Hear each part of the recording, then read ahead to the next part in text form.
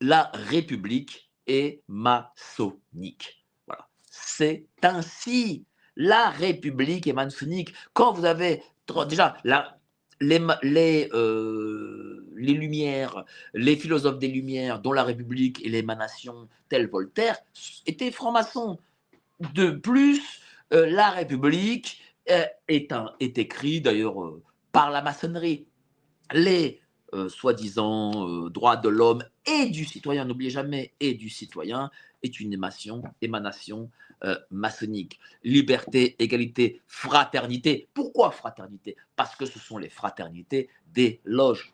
Ben là aussi, c'est d'obédience maçonnique. Et là, aujourd'hui, on apprend que 35% de nos députés sont maçons. Alors ça, je ne sais pas ce qu'il faut de plus aux gens pour qu'ils finissent par comprendre. Et d'ailleurs, tiens, je l'annonce ici, je vais faire pour GPTV Investigation cette semaine. Voilà, cette semaine, je vais aller sur le terrain et je vais demander aux Parisiens ce qu'ils pensent de la franc-maçonnerie et si justement ils pensent que la franc-maçonnerie au moins gouverne la France. Je vais leur poser la question, tiens, je vais voir s'ils sont naïfs, pas naïfs, s'ils ont les yeux ouverts, s'ils sont un peu éveillés et on va parler de franc-maçonnerie. Je vais utiliser justement ces reportages pour GPT Investigation afin de poser toutes les questions qui dérangent. J'ai posé des questions sur la crise sanitaire et ce que les gens allaient faire. Et demain, 17h, eh bien, sera publiée la vidéo concernant la crise sanitaire, s'ils recommenceraient, si les gens sont injectés, si ils ont cru dans la parole de l'État. Donc demain, 17h, GPTV Investigation, allez-y, abonnez-vous et vous allez voir des réponses savoureuses. Et de plus en plus, je vais poser des questions qui dérangent comme celle-ci. Donc voilà, je ferai un spécial franc-mac la semaine prochaine. La franc-maçonnerie, je vous le répète, et aujourd'hui on est samedi, un samedi saint, c'est la religion du diable, c'est les loges du diable, c'est le club du malin et de Satan, il faut se le dire. Et la franc-maçonnerie a pour objectif la destruction du pays et, deuxième chose, imposer la culture de mort. Toutes les lois liées à la fin de vie, à la natalité, à la mort de la natalité, à la guerre, parce que regardez, qu'est-ce qui sont maçonnes, mais regardez qu'est-ce qui se passe. L'IVG constitutionnalisé pour ceux qui naissent, les injections pour après la naissance, la guerre en Ukraine pour les jeunes et le suicide assisté, on va dire, pour les adultes. Voilà ce qu'est la culture de mort, le quartier plus de la franc-maçonnerie. C'est-à-dire que ces gens sont essentiellement dans la dépopulation, l'envie de jouir à très peu, entre eux seulement, essentiellement entre eux, parce que c'est drôle, parce qu'il y a un paradoxe. Ils veulent la mort du peuple originel de France et ils veulent l'éternité pour eux, l'éternité physique de chair et de sang, évidemment. Voilà. Et c'est ce qu'ils veulent pour eux-mêmes. Et donc, ils se placent au poste du pouvoir et s'écrivent ces petites lois. Donc, écoutez, lorsqu'on a 35%, je dis bien 35% du législateur qui font partie de loges maçonniques, enfin, je ne sais pas. Je ne sais pas comment le dire de manière plus franche. 35%, ça veut dire que plus d'un tiers des députés sont francs-maçons. Est-ce que 35% c'est le chiffre officiel? Est-ce que c'est une estimation?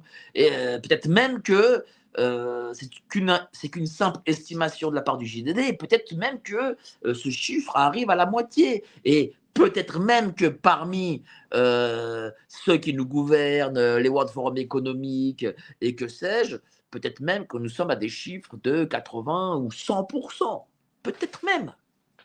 Donc, lorsque l'on vous dit, voilà, non, mais c'est complotiste de dire la franc-maçonnerie, non, n'écoutez pas, peut-être même que celui qui vous dit ça, il en est, c'est un peu comme les envahisseurs. Rappelez-vous les envahisseurs d'Amiens Vincent, voilà, on est un peu, alors je prends l'image d'une série qui était sympathique des années 60, mais parfois la réalité est bien plus réelle. Enfin, pardon,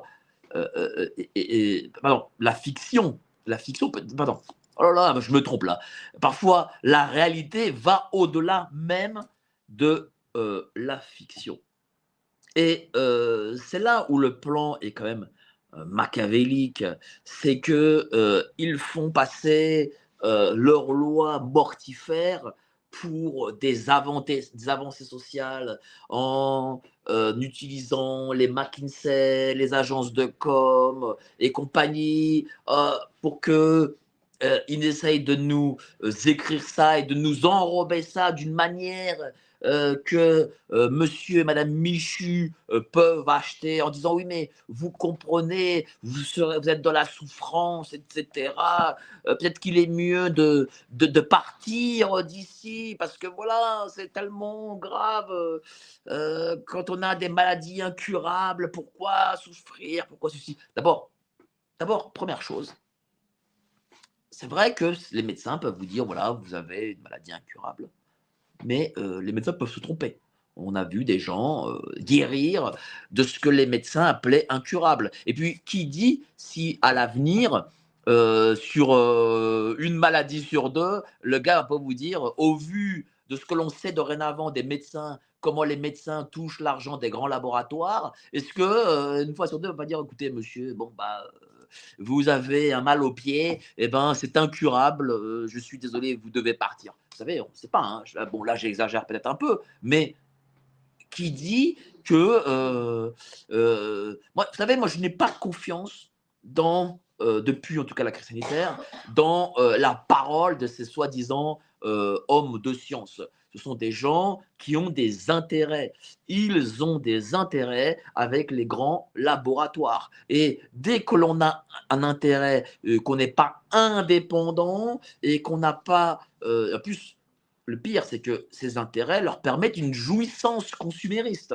Donc, moi, je peux vous dire, dès qu'on a cette jouissance et dès qu'on n'a pas cette indépendance d'esprit et d'intérêt, eh bien, on diagnostique selon sa poche, selon ce que les choses vont nous rapporter. Donc, rien ne dit que voilà, vous n'avez pas un jour un praticien qui vous dit bah, écoutez, monsieur, bah, vous avez très mal au genou, je suis désolé, ça signifie que vous avez en réalité une micro-gangrène, mais ne vous inquiétez pas, hein, d'ici 10 ans, la gangrène arrivera jusqu'au cerveau. Peut-être qu'il faudra pour vous envisager le pire du pire. Voilà. Qui sait? Vous savez, il y avait un très grand film qui s'appelait Soleil Vert, où on se débarrassait de, je crois, de tous ceux qui avaient plus de 60 ans, dans ce fameux suicide assisté. C'était une fiction, mais l'on voit que ce qu'il y a eu dans Soleil Vert avec le Soleil Vert, c'est-à-dire ces morceaux ça ressemblait à des genres de poissons panés qui s'appelait Soleil Vert et qu'en fait était de la chair humaine, eh ben, je suis désolé, tout cela, cette fiction arrive dans la réalité. Bah, tiens, j'ai posé une question un jour à quelqu'un sur 1984 et George Orwell. Et je lui dis, mais comment a-t-il fait pour voir les téléécrans, pour voir Big Brother et cet avenir funeste de contrôle? Et il m'a dit, cher monsieur, c'est parce que il était franc-mac. Et c'est la société franc-maçonne qu'ils veulent imposer au monde. Et donc lui, étant un frère, parce qu'ils s'appellent tous frères, eh bien, il a voulu gagner un peu d'argent. Il a écrit ce livre sur ce qu'il savait.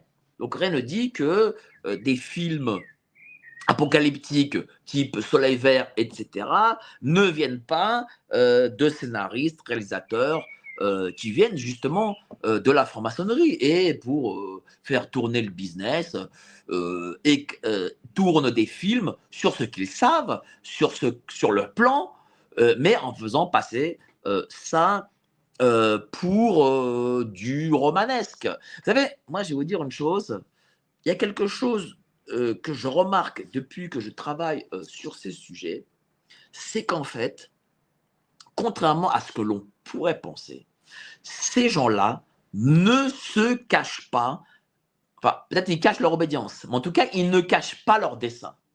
Ils ne cachent pas l'avenir qu'ils veulent imposer au monde. Ils ne le cachent pas.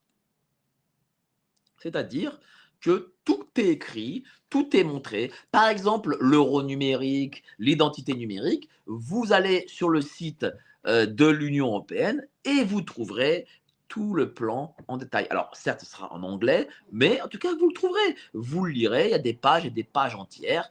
Et donc, du coup, comme nous sommes abreuvés d'informations, nous sommes abreuvés de films, nous sommes abreuvés de publicités, on a un environnement lié aux médias, au cinéma, etc., qui nous influence, eh bien, on peut penser que certaines choses sont de la fiction, mais ce n'est pas de la fiction. C'est l'avenir qu'on nous propose. Voilà.